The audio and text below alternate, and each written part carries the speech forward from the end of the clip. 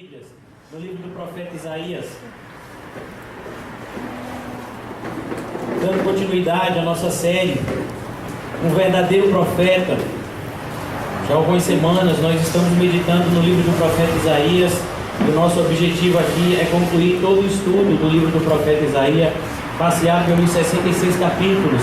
E hoje nós vamos, se assim Deus o permitir, concluir o que nós começamos na semana passada, o estudo do capítulo 9 do livro do profeta Isaías.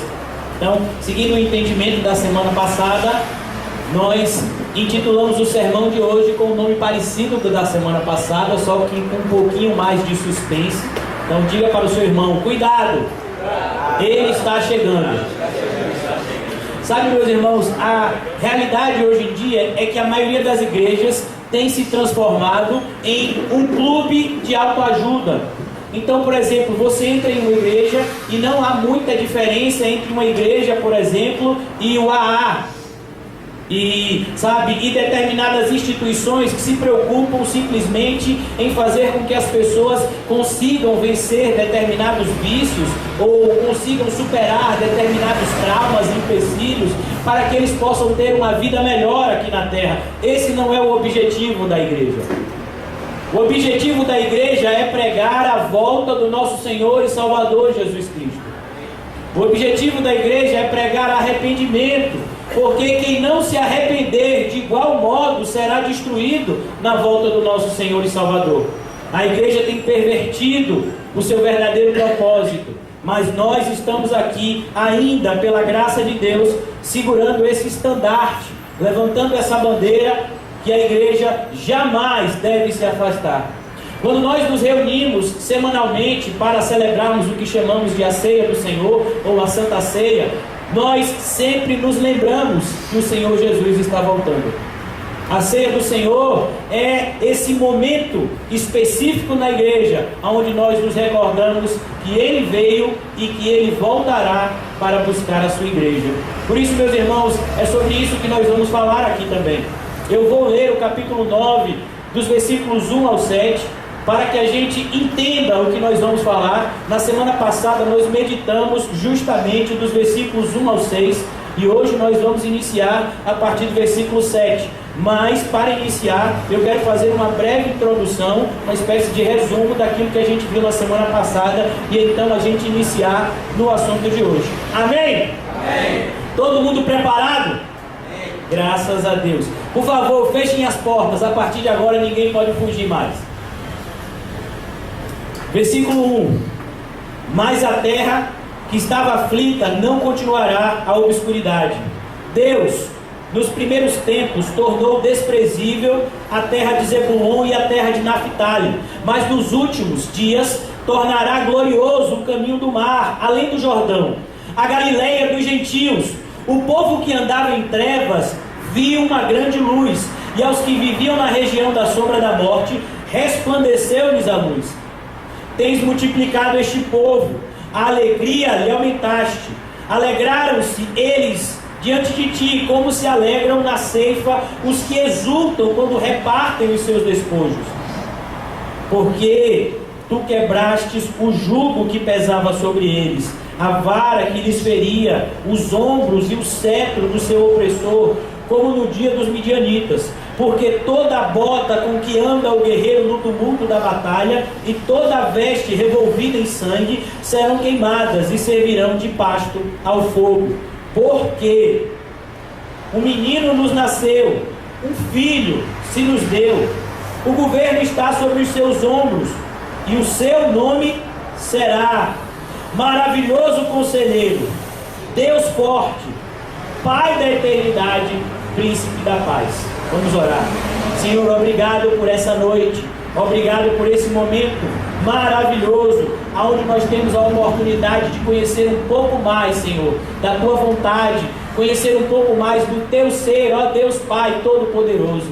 Nos ajuda, Senhor, nessa tarefa impossível para o homem, mas que se torna possível nessa noite pelo Seu poder sobrenatural em nós. Nos ajuda, Senhor. Nos ajuda a compreender o que o Senhor tem a nos dizer essa noite, e que sejamos transformados pelo Teu poder e pelo poder que há na Tua santa palavra e na ministração dela, Senhor. Muito obrigado por tudo, em nome de Jesus, amém e graças a Deus.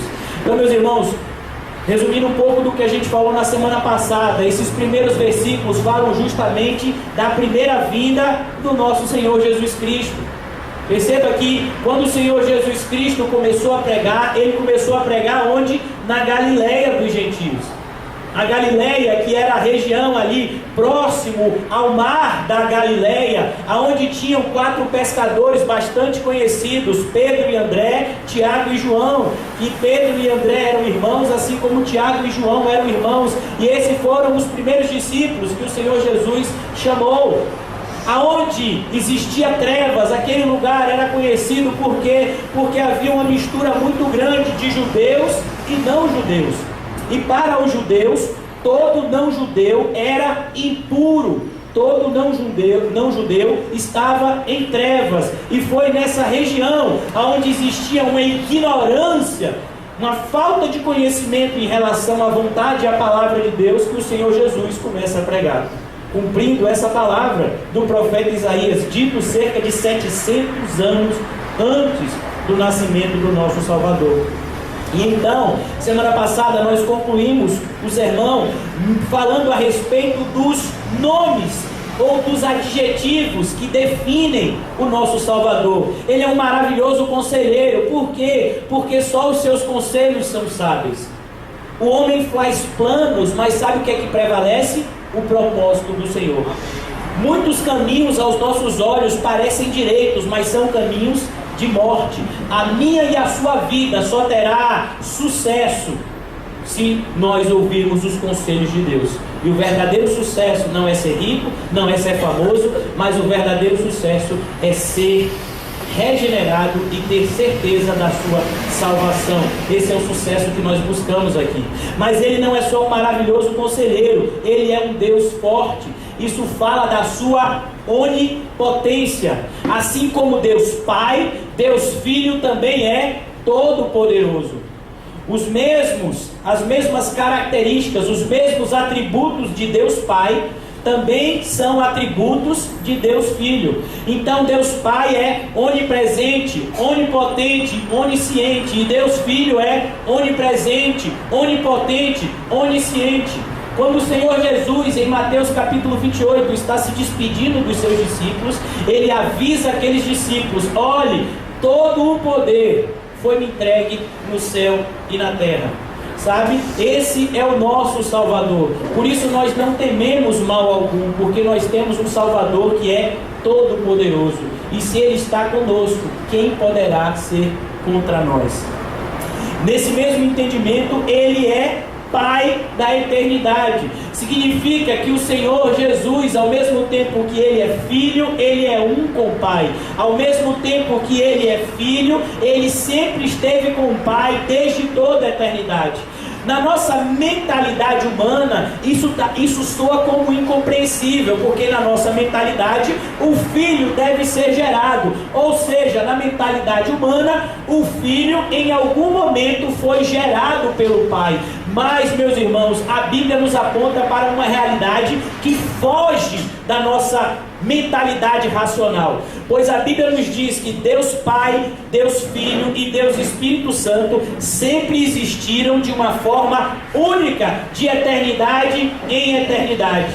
No início do Evangelho de João, nós lemos: e no princípio era o Verbo, e o Verbo estava com Deus, e o Verbo era Deus. E nada do que foi feito sem Ele. E quem é o Verbo? Jesus Cristo. Então, Ele, ao mesmo tempo que é Filho, Ele também é o Senhor de toda a eternidade.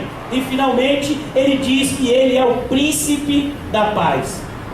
E na semana passada nós falamos, a palavra paz para o contexto hebraico é muito diferente do nosso contexto.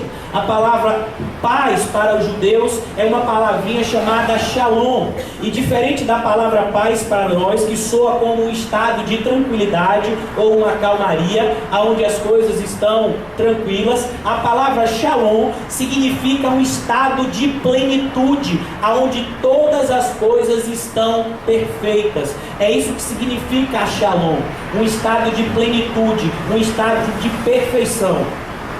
É literalmente o que nós lemos, por exemplo, em Romanos capítulo 12, porque a vontade de Deus é boa, perfeita e agradável. Esta é a Shalom. A Shalom é boa, é perfeita e é agradável. E o Senhor Jesus, Ele é o príncipe da Shalom.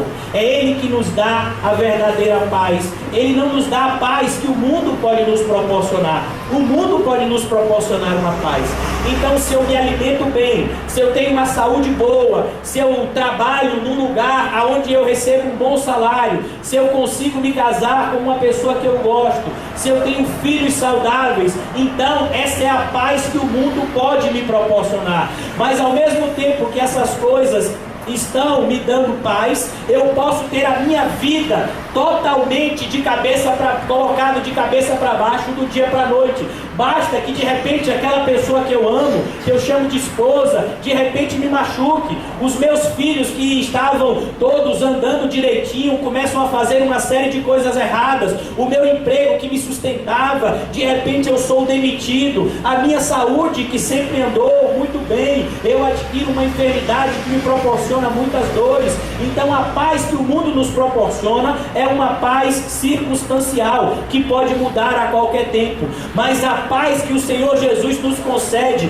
é uma paz sobrenatural.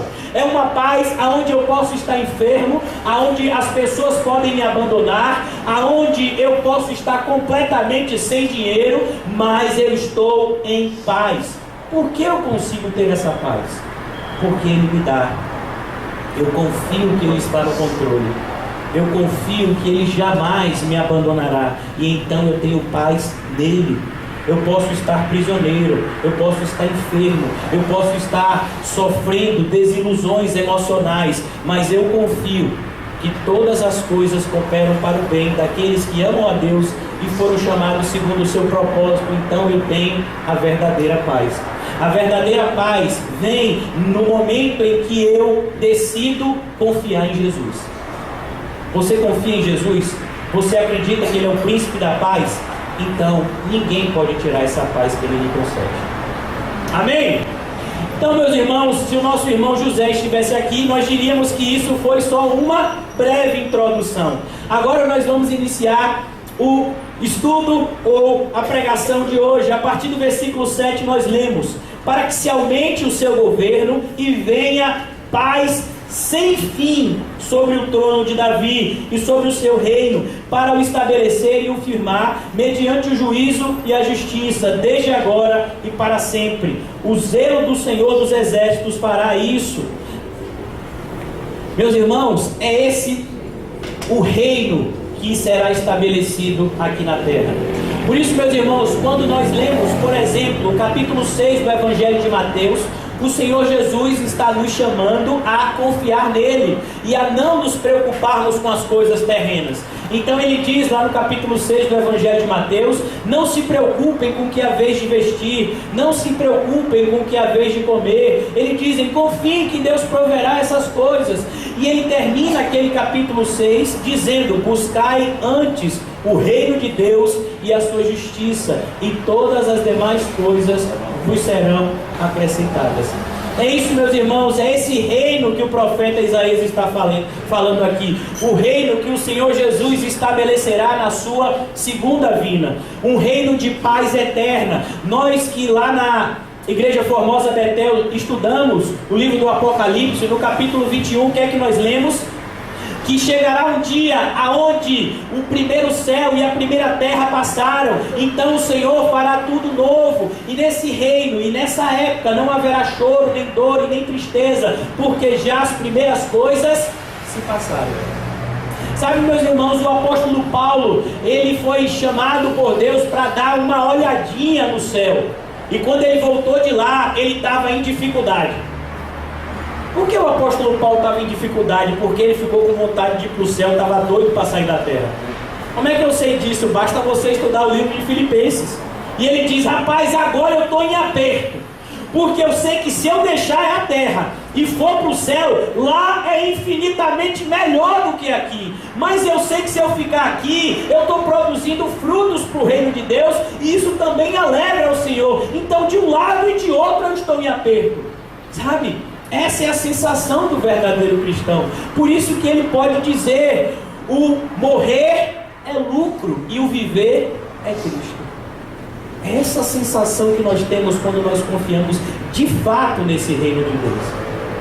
Quando nós temos essa certeza de que algo maravilhoso está reservado para nós. Nós podemos dizer como ele diz, e eu repito esse versículo quase que diuturnamente. Ele diz: a nossa leve e momentânea tribulação produz para nós um eterno peso de glória. Eu sei em quem eu tenho crido e Ele é poderoso para guardar o meu depósito até aquele dia. Sabe, meus irmãos, é esse momento, o momento em que nós chegarmos nas portas do céu e adentrarmos a cidade santa, nós vamos perceber o quanto valeu a pena todo tipo de sofrimento passageiro aqui na terra.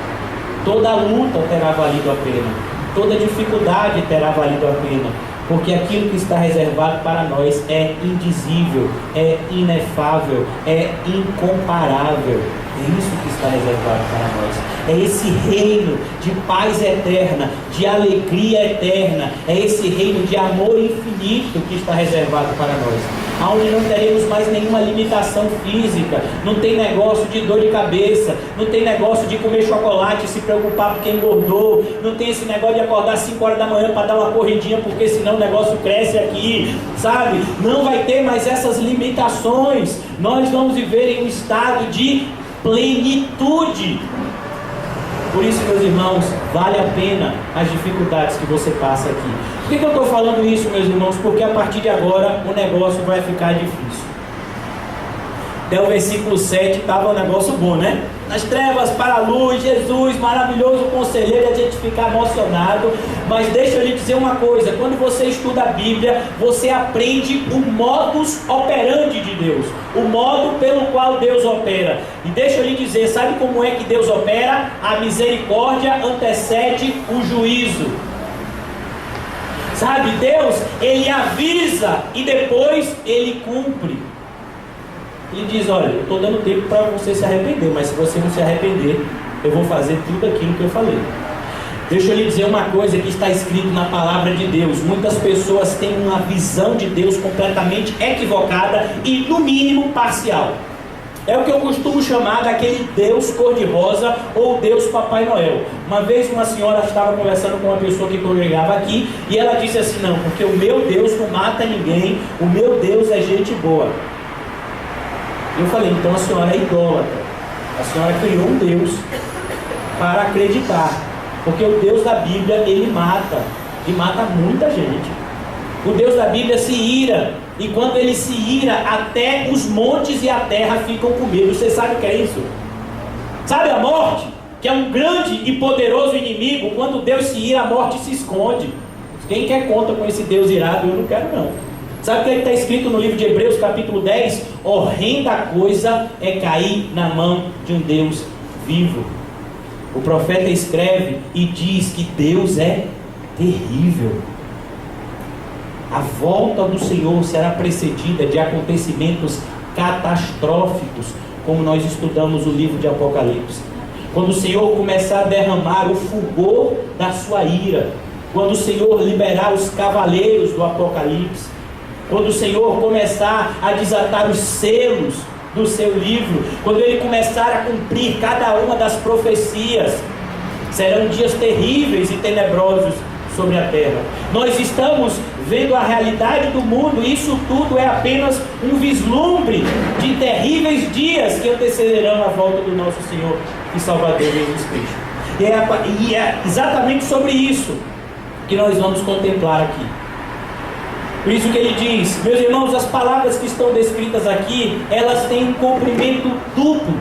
Elas se cumprem na época do Antigo Testamento, mas elas também são palavras proféticas para o nosso tempo, no sentido de que também elas se cumprirão na volta do Senhor Jesus Cristo. Então, leremos a partir do versículo 8, acompanhe comigo. O Senhor enviou uma palavra contra Jacó, e ela caiu em Israel. Todo o povo o saberá, Efraim e os moradores de Samaria, que em soberba e altivez de coração dizem: os tijolos ruíram por terra, mas tornaremos a edificar com pedras lavradas. Cortaram-se os sicômoros, mas por cedros os substituiremos. Portanto, o Senhor suscita contra ele os adversários de Rezim e instiga os inimigos. Do Oriente vêm os sírios, do Ocidente os filisteus, e devoram a Israel a boca escancarada. Com tudo isso, não se aparta a sua mão, a ira, e a mão dele continua ainda estendida. Meus irmãos, nós vamos ver que a partir desse versículo 8, nós vamos ter como que 4 estrofes, que sempre terminam com essa frase que nós lemos aqui. No versículo 12, e não se aparta a sua ira, e a mão dele continua ainda estendida. Por quê? Porque deixa eu lhe dizer uma coisa, meus irmãos, não é o sofrimento que converte o homem, mas é o poder sobrenatural de Deus que pode converter alguém das trevas para a luz. Perceba que normalmente o sofrimento só faz com que as pessoas se endureçam mais ainda e blasfemem contra Deus. Eu quero que vocês abram comigo, aquele que puder, no livro de Apocalipse, capítulo 16, versículo 21. Diz o seguinte: também desabou do céu sobre os homens grande saraivada, com pedras que pesavam cerca de 1 talento, e por causa dos flagelos, da chuva de pedras, os homens blasfemaram de Deus, porquanto o seu flagelo era sobremodo grande. Então, meus irmãos, esse grupo de pessoas, quando viu uma grande dificuldade, um grande sofrimento, eles não se voltaram para Deus em arrependimento, mas eles se voltaram para Deus em blasfêmia. E é isso que a gente vê hoje em dia, sabe? Eu não vou falar nomes aqui, mas recentemente teve um acidente com um cantor famoso, e o pai desse cantor foi dar uma entrevista na televisão, e ele demonstrou que ele estava revoltado com Deus, porque o seu filho havia falecido. E ele disse: será que Deus existe mesmo? Mas que Deus é esse que leva o meu filho na flor da idade? Perceba que mesmo diante de todo aquele sofrimento, não há arrependimento. Aquela pessoa podia pensar: sabe o destino que meu filho teve? Eu também vou ter, eu vou morrer, e um dia eu vou ter que estar diante desse Deus que eu estou falando mal, e eu não vou ter como me justificar diante dele. Sabe, meus irmãos, a Bíblia diz em Hebreus 9:27 que cabe ao homem morrer uma única vez, e depois disso vem o juízo de Deus. E o juízo de Deus, deixa eu lhe avisar logo, será sem misericórdia. A misericórdia de Deus é algo que está dispensado para a terra. E diz: todo aquele que confessa e deixa, alcança misericórdia. Mas o que encobre as suas transgressões, jamais prosperará. A Bíblia diz em Provérbios capítulo 29, versículo 1, que aquele que muitas vezes é repreendido e endurece a sua cerviz, será destruído sem que haja possibilidade. Sabe, essa é a ideia, meus irmãos. Nós não podemos lutar contra quem é todo poderoso. Nós só podemos nos render diante do seu poder, a sua santidade, a sua majestade, a sua glória. Por isso, meus irmãos, esse retrato é um retrato do povo de Deus. Isaías não está escrevendo para nações pagãs. Isaías está escrevendo para um povo que supostamente deveria adorar a Deus, que supostamente deveria amar a Deus, que supostamente deveria honrar a Deus, que supostamente deveria colocar a Deus acima de todas as coisas. Afinal, esse foi o primeiro mandamento que Deus deu a esse povo: amarás o Senhor teu Deus de todo o teu coração, alma, força e entendimento. Esse é o primeiro mandamento da Torá. Mas eles não, meus irmãos. O Senhor havia trazido correção para esse povo, mas sabe o que é que ele disse? Sabe aquilo que Deus destruiu? Eu vou construir. Sabe? Deus derrubou minha casa, pois eu construo outra. Deus me tirou do emprego, pois eu consigo outro. Sabe? A gente vê esse tipo de insubmissão cada vez mais gritante contra o povo. Nós temos visto um povo obstinado, aonde ninguém se preocupa com o que Deus pensa, ninguém se preocupa com o que Deus acha, ninguém se preocupa com o que Deus quer, mas as pessoas só buscam a satisfação dos seus próprios deleites. quanto mais a volta do Senhor se aproximar, tanto mais isso aumentará. Por isso que está escrito que nos últimos dias sobrevirão tempos difíceis, onde as pessoas não suportarão a sã doutrina e levantarão mestres para satisfazerem os seus próprios desejos. A palavra concupiscências, ela também pode ser traduzida como desejos. Então eu não quero mudança, eu não quero me adequar à realidade de Deus, eu quero alguém que diga que o meu plano vai dar certo. É por isso que muitas vezes as pessoas chegam aqui na igreja e essas pessoas já têm desistido de falar comigo, graças a Deus, mas a pessoa chega assim: olha, eu quero fazer isso, isso e isso, por favor, ora aí. Como assim? Se você está querendo rezadeira, tem um pessoal ali que pega... Como é que é a folha, filho? Aquela folha que as rezadeiras fazem. Como é? Arruda, olha aí, tá vendo, meu filho? Está repreendido. Então você pega uma folha de arruda, meu filho, aí pega, olha. E aí você reza na folha de arruda. Não, esse não é o nosso objetivo aqui. Nosso objetivo é pregar a verdade para que você se arrependa de ter feito um plano sequer sem Deus. Deus não está aqui para abençoar os seus projetos. Deus está aqui para fazer com que você realize os projetos dele. E deixa eu lhe dizer, quando você fizer isso, você vai descobrir que os projetos e os planos de Deus são muito melhores do que os seus. A vontade de Deus para a sua vida é muito melhor do que a sua própria vontade. A sua própria vontade só vai trazer dores e sofrimento. Mas a vontade de Deus é boa, perfeita e agradável. É isso que esse povo precisava entender. Não se esqueça, o nosso Senhor é um maravilhoso conselheiro. Significa que os seus conselhos são maravilhosos. Os seus conselhos são Joe. Você sabe o que é Joe? De outro mundo. Aleluia. Os seus conselhos são diretamente do trono de Deus. Por isso que é muito melhor ouvir aquele que sabe tudo, do que pensar que você que não sabe nada está sabendo alguma coisa. O homem pensa que sabe, mas no fundo a gente não sabe nada. Meu irmão, é tão humilhante a nossa situação. E quando você vai perceber, o ser humano consegue usar 5% do seu cérebro. Quando você usa 6 a 7%, você é um gênio. Você já imaginou? O camarada usa 5% do cérebro e acha que é mais inteligente que Deus. Tem gente que quer dar um conselho para Deus. Ó, Deus, faz assim. Joga, bota assim, Deus. Faz desse jeito, faz daquele. Meu filho, você quer dar um conselho para Deus. Quando você estiver na presença de Deus, olha, calado. E ó, ouve o que Ele tem para falar de você, porque você só vai ganhar com isso. Quando Jó pensou em questionar Deus, ele viu a bobagem que ele fez. Ele diz: diante de um Deus todo-poderoso e que sabe todas as coisas, eu só posso me prostrar diante dessa sabedoria. Por isso, meus irmãos, esse povo está endurecendo a sua cerviz.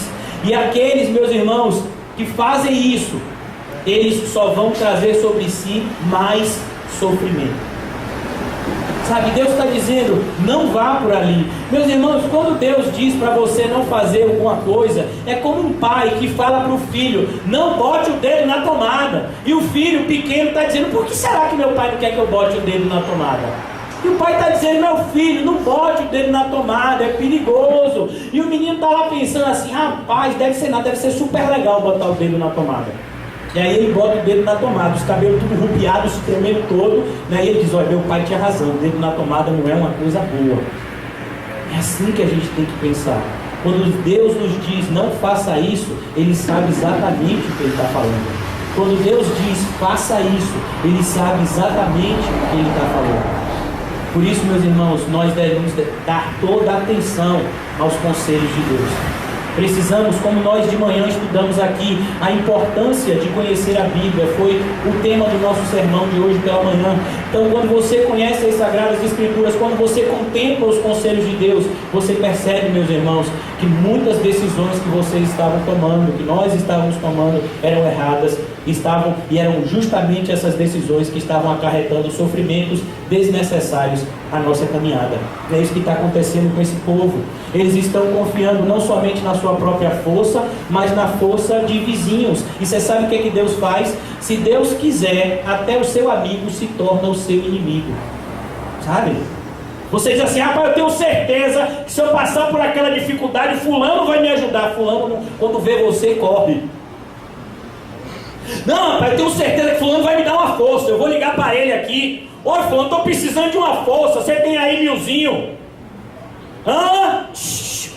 Caiu a ligação. E você tenta ligar e foi fulano bloqueia a sua ligação. Sabe por que aconteceu isso? Porque se Deus disse que você vai para o deserto, ninguém te tira do deserto. Operando Deus, quem impedirá? Por isso, meus irmãos, que tem um Deus que é todo poderoso, também tem os seus problemas. A gente não pode com Ele. Você não pode sair de onde Deus te colocou. Você já lembra de Jonas lá dentro da barriga do peixe? Você acha que Jonas não tentou sair, meu filho? Jonas foi 3 dias tentando sair. Quando ele viu que o negócio não dava, ele disse: Senhor, eu já vi que o negócio aqui é complicado, que não dá para fugir de um Deus assim, então me arrependo, Senhor. Agora eu faço tudo que o Senhor mandar. Mas ele teve que ficar 3 dias dentro da barriga do peixe. Esse é o tamanho da dureza da nossa serviço. Mas graças a Deus que o Senhor tem misericórdia para conosco. Por isso, meus irmãos, não endureça a sua serviço quando for corrigido por Deus. Quando Deus fechar uma porta, não tente arrombar ela, porque você só vai o quê? Quebrar a cara. Não dá para lutar contra Deus. Não dá. É impossível. É isso que a gente precisa entender. Por isso, meus irmãos, que existe uma coisa na Bíblia, e infelizmente poucas pessoas abraçam uma ideia tão confirmada na Bíblia, que é a graça irresistível. A graça de Deus é irresistível. Se Deus escolheu você como filho, meu irmão, já foi. Mas eu não quero ser seu filho não, viu Deus? Você é o quê? Eu me lembro quando eu era menor, que uma vez eu disse isso para meu pai. Meu pai sempre foi linha dura, sabe? Não é linha dura não, linha duríssima. E eu disse: eu não quero ser homem como meu pai. E você acha que ele ouviu alguma coisa? Oi, orelha, oi. Tem negócio de não quero não, é filho e vai ser corrigido. Assim também é Deus. Lá em Hebreus capítulo 12 ele diz: todo aquele que eu amo, eu disciplino. Todo aquele que é filho meu, eu açoito. Ô Senhor, por que o Senhor faz isso comigo? Porque você é meu filho eu cuido. Porque eu não quero que meu filho vire moleque, eu quero que meu filho vire homem. É isso que eu quero para ele. E se eu tiver que disciplinar ele para isso, eu vou disciplinar. Esse é o desejo de Deus para mim, para a sua vida. E deixa eu dizer uma coisa para você: tudo que Deus quer, Ele consegue. Por que Deus consegue tudo o que quer? Porque Ele é todo poderoso. Mas eu já ouvi falar em livre-arbítrio, você e o cão. Eles falam muito isso, né? Na Bíblia não existe isso, meu irmão. Na Bíblia o que existe é a soberania absoluta de Deus. Quando Deus quer uma coisa, ela acontece. Por quê? Porque Ele é Deus e você não é. É isso que Ele está mostrando para o povo dele. O povo dele está dizendo: eu vou fazer do meu jeito. E Deus está dizendo: não faz não. Eu vou, você vai ver que eu vou. Não vai não. Sabe, o fato de Deus permitir algumas desobediências minha e sua, não significa que Ele não está vendo.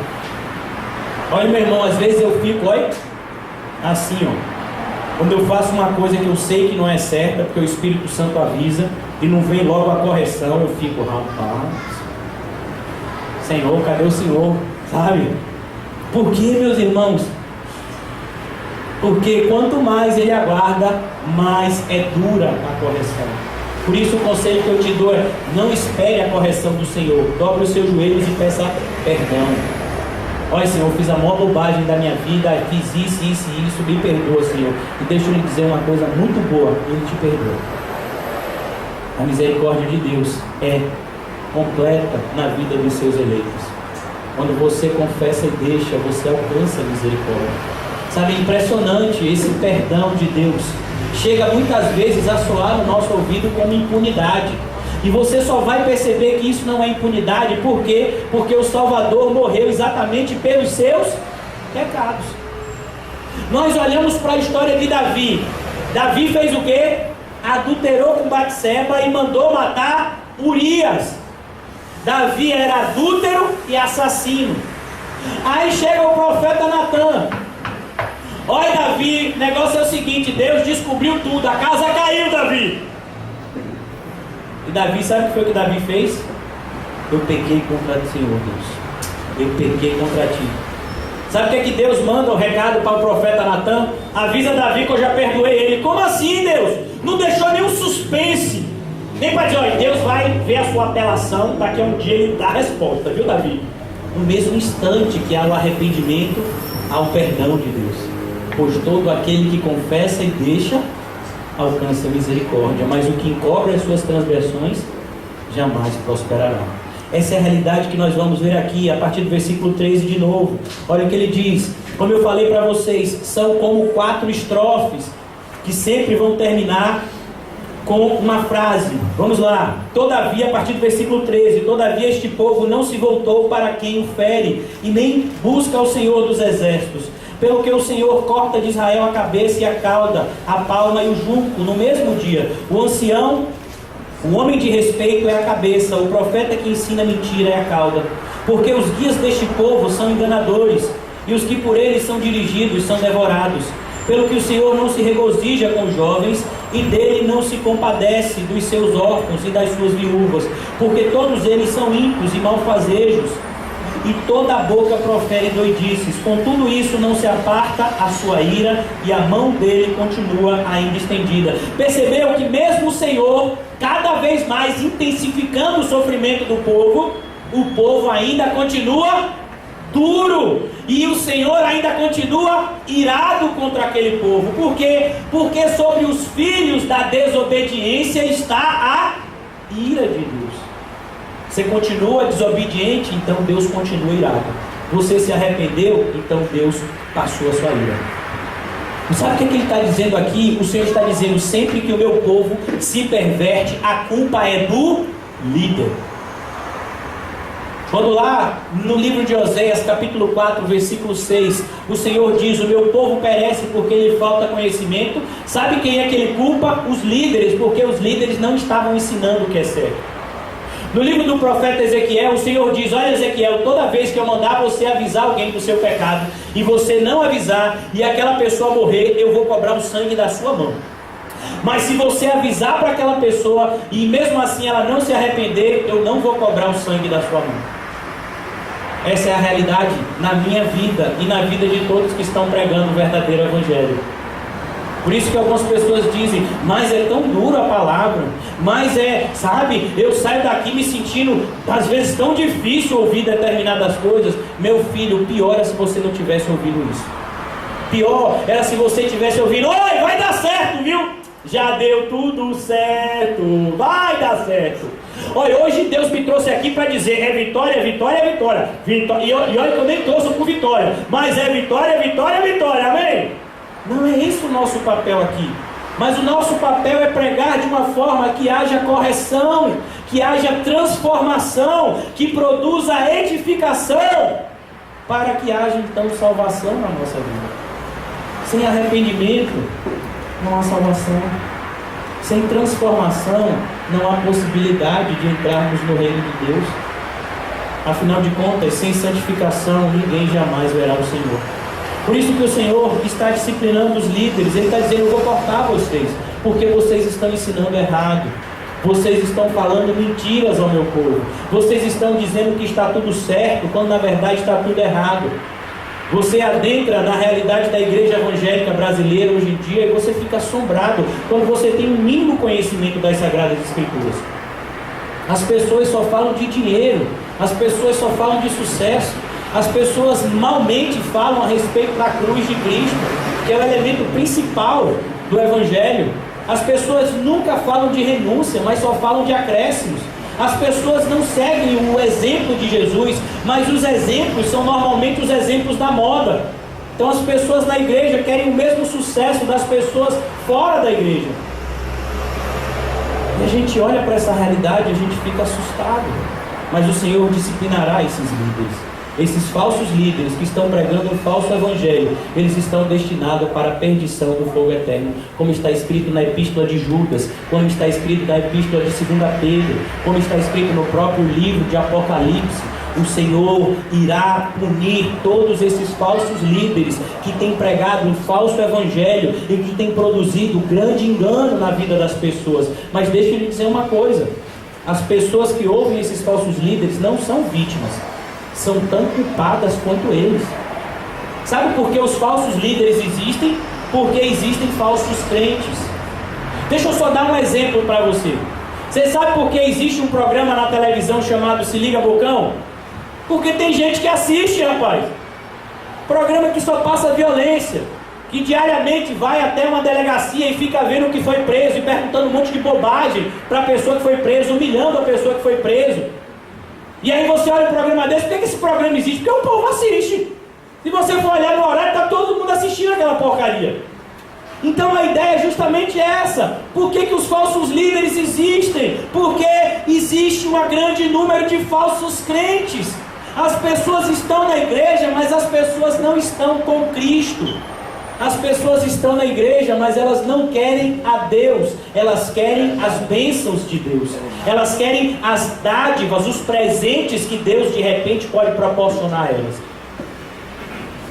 Então, meus irmãos, tome muito cuidado para que não aconteça esse tipo de engano na sua vida. Porque senão, como está escrito aqui, não se aparta a sua ira, e a mão dele continua estendida. A partir do versículo 18, e diz: porque a maldade lavra como fogo, ela devora os espinheiros e os abrolhos, acende as brenhas do bosque, estas sobem em espessas nuvens de fumaça. Por causa da ira do Senhor dos Exércitos, a terra está abrasada, e o povo está pasto do fogo. Ninguém poupa o seu irmão, abocanha a direita e ainda tem fome, devora a esquerda e não se farta. Cada um come a carne do seu próximo. Manassés ataca Efraim, Efraim ataca Manassés, e ambos juntos atacam a Judá. Com tudo isso, não se aparta a sua ira, e a mão dele continua estendida. Sabe, meus irmãos, o que é que vai acontecer quando cada vez mais a ira do Senhor se acender? Você agora vai se irar contra o seu próximo. Em vez de você se unir com o seu próximo em arrependimento e amor, você vai ficar com raiva de todo mundo, inclusive o seu próximo. Efraim e Manassés, eles são irmãos. Judá faz parte da mesma família, são tribos de Israel. E ele está dizendo, um vai se levantar contra o outro, um vai tentar devorar o teu próximo. É por isso que o Senhor Jesus diz que na sua volta, antes da sua volta, o pai se levantará contra o seu filho entregará o seu pai. Em uma casa, em uma família terão 5 pessoas, 3 se levantarão contra 2, 2 se levantarão contra 3. A vinda do Senhor produzirá divisão, inclusive nas famílias. Uma vez, um desses pastores que pregam bobagens para descrentes ouvirem, disseram assim: olha, se você é um crente, a sua família tem que ser 10. Como assim? Então quer dizer que o que Jesus falou eu não tenho que levar em conta? De que um filho entregará o seu pai, o pai entregará o filho. Em uma casa terão 5 pessoas, 2 se levantarão contra 3, 3 contra 2. O que então Jesus falou? Meus irmãos, não significa que eu como crente vou odiar a ninguém. Muito pelo contrário, se o meu inimigo tiver fome, eu devo dar de comer. Se o meu inimigo tiver sede, eu devo dar de beber. Se os meus parentes próximos estão me maltratando, eu vou tratar eles bem, para que naquilo que falam mal de mim fiquem envergonhados. Mas isso não significa que eles vão me tratar bem de volta. Isso não significa que eles vão me amar de volta. Muitas vezes o fato de eu amá-los vai fazer com que eles me odeiem mais ainda. A gente vê isso acontecendo de uma forma vívida lá no mundo islâmico. Quando nos países islâmicos as pessoas são alcançadas pelo Evangelho, você vê pai colocando filhos, muitas vezes adolescentes, para fora de casa. Isso é quando eles não apresentam os seus próprios filhos para serem presos e mortos. Isso já está se cumprindo, meu irmão. Por isso, tome muito cuidado. Não permita, meus irmãos, que Deus haja na sua vida sem que haja transformação em você. Não endureça serviço quando for corrigido por Deus. Eu gosto muito da frase de um pastor chamado C.S. Lewis. C.S. Lewis é muito conhecido por alguns livros que ele escreveu que depois viraram filmes. Um dos filmes famosos chamado As Crônicas de Nárnia. E C.S. Lewis, ele é um homem que ele era ateu. Ele era um professor de literatura em Oxford, na Inglaterra. Quando C.S. Lewis então resolveu começar a estudar a Jesus Cristo, porque ele queria provar para os seus amigos que eram cristãos lá de Oxford, que eles estavam errados. Então C.S. Lewis, que era um homem muito estudioso, começou a estudar seriamente a Bíblia e a Jesus. E o que foi que aconteceu? Ele se converteu. Por quê? Porque Jesus é irresistível. Quanto mais você se aproxima dele, mais você se apaixona por ele. Por isso, meus irmãos, C.S. Lewis, ele se tornou um grande pastor na sua época, escreveu muitos livros, e uma das frases que é atribuída a ele diz o seguinte: porque o sofrimento é o megafone de Deus para uma geração surda. Sabe, o sofrimento que você está passando hoje, as dificuldades que você está vivendo hoje, são exatamente para gerar transformação verdadeira na sua vida. Para que você perceba que o fato de viver a vida do seu jeito só trouxe você sofrimento, só trouxe a você desventuras, só trouxe a você, sabe, trevas. Então o que é que você faz? Você confessa e deixa, na certeza de que você alcança misericórdia. É isso que a gente precisa fazer essa noite, diante das dificuldades, diante, meus irmãos, das lutas que eu tenho certeza que vocês têm passado. Nós não podemos endurecer a nossa cerviz, porque deixa eu lhe dizer, o poder de Deus é muito maior do que o seu orgulho. Por mais orgulhoso que você seja, o Senhor Deus é mais poderoso. Se Ele quiser destruir o seu orgulho, Ele destruirá. Eu quero contar só um exemplo da Bíblia, para que a gente encerre. Na história, existia um rei chamado Nabucodonosor. Nabucodonosor não é um nome, Nabucodonosor é um título, assim como César, na época do Império Romano, era um título para o imperador. E Nabucodonosor era o título para quem era o rei da nação. E Nabucodonosor, ele teve grandes vitórias. Em determinada época da sua vida, ele disse que ele era o responsável pelas suas vitórias e pela sua glória. Sabe o que é que Deus fez? Botou Nabucodonosor para ficar 7 anos pastando como um animal. O Senhor botou Nabucodonosor para ficar louco. E Nabucodonosor, o rei, o maior homem do reino, ficou 7 anos pastando como animal, andando nu pelos campos do seu reino. E quando passaram-se 7 anos, Deus devolveu a consciência a ele. E ele, sabe o que foi que ele disse? Eu agi como um louco. Não tem como ir contra esse Deus. Ele é todo poderoso. Por isso, meus irmãos, não adianta você tentar se levantar contra ele. O meu desejo essa noite é que tanto eu quanto você possamos nos prostrar em arrependimento essa noite. Muitas pessoas acham que o arrependimento é um remédio que você toma um dia. Aí você pergunta: você é crente? Sou crente. Por quê? Porque teve um dia que eu me arrependi e hoje em dia eu sou crente. Aí você pergunta: tem alguém aqui sem pecado? Você chega em determinadas igrejas, um monte levanta o braço. Tem alguém aqui, homem de Deus, que pode subir aqui no púlpito sem ter medo de ser fulminado, né? E aí a pessoa diz: eu estou jejuando, eu posso subir aí tranquilo, estou cheio de poder. Meu filho, arrependimento não é um remédio que você toma uma vez. Arrependimento é algo que acontece na sua vida todo instante. A cada instante a luz de Deus ilumina a sua vida. Como está escrito no final do livro do Apocalipse: aquele que está limpo, limpe-se mais. Aquele que está se santificando, santifique-se mais ainda. A Bíblia vai dizer em 2 Coríntios capítulo 3, que nós temos sido transformados de glória em glória. Nós somos transformados diariamente para nos tornarmos parecidos com o nosso Salvador. Esse é o objetivo da pregação essa noite. O objetivo da pregação não é gerar sofrimento e nem é te dar alegria. O objetivo da pregação é te tornar e me tornar mais parecido com Cristo.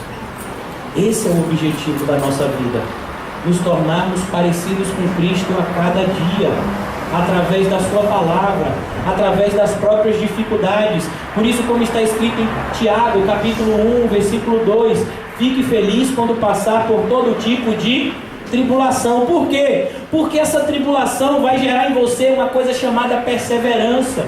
E a perseverança, ela precisa ter uma ação completa para tornar você perfeito e íntegro, em nada faltoso. E como eu disse aqui hoje de manhã, a palavra perfeito no grego, ele não fala de um estado de perfeição onde você não precisa de nada, mas a palavra perfeito no grego dá uma ideia de maturidade. Então essas dificuldades, junto com a palavra de Deus, fazem com que nós venhamos a amadurecer a cada dia. A cada dia nós nos tornemos pessoas melhores. Melhores em que sentido? Mais parecidos com Cristo. Então de repente as coisas que me abalavam ontem já não me abalam mais hoje. As coisas que me preocupavam no ano passado, hoje em dia já não me preocupam mais. Por quê? Porque a minha fé tem aumentado a cada dia. Porque o meu conhecimento de Deus tem aumentado a cada dia. Porque a minha comunhão com Deus através do Espírito Santo tem aumentado a cada dia. E todas essas coisas me transformam e transformam a você. Por isso, meus irmãos, quando nós lemos esse capítulo aqui, nós entendemos isso. A vida do cristão é difícil. Por isso, você aqui na igreja jamais será iludido dizendo: venha para Jesus e tudo vai melhorar na sua vida. Venha para Jesus e saiba que nunca mais você estará sozinho. Essa é a promessa que ele fez. Venha para Jesus e saiba que os seus sofrimentos são passageiros e transitórios. Venha para Jesus e saiba que para você está reservado um grande galardão no céu. Essas promessas são verdadeiras e nós podemos confiar nela. E à medida que nós confiamos nessa promessa, nós nos tornamos pessoas alegres no Senhor e confiantes na força do seu poder. Eu não quero que você veja as dificuldades como coisas que têm que trazer tristeza, mas veja as dificuldades sempre como uma oportunidade de crescimento, como uma oportunidade de nós nos tornarmos cristãos melhores. Por isso, meus irmãos, que nós encerremos o culto de hoje, e eu queria chamar aqui o irmão Rodolfo. Antes de eu fazer a oração final, eu queria que ele cantasse um louvor que eu gosto muito, que ele cresça e eu diminua, amém? Juntamente com o irmão Paulinho também vai acompanhar, e nós vamos estar em espírito, amém, Renatinho? Em espírito, nós vamos estar confessando ao Senhor que nos afasta dele. Aproveite esse louvor para que você possa confessar diante do Senhor e dizer em espírito e em verdade: Senhor, que o Senhor cresça e que eu diminua, que isso seja verdadeiro na minha e na sua vida. E depois do louvor nós vamos fazer a oração final.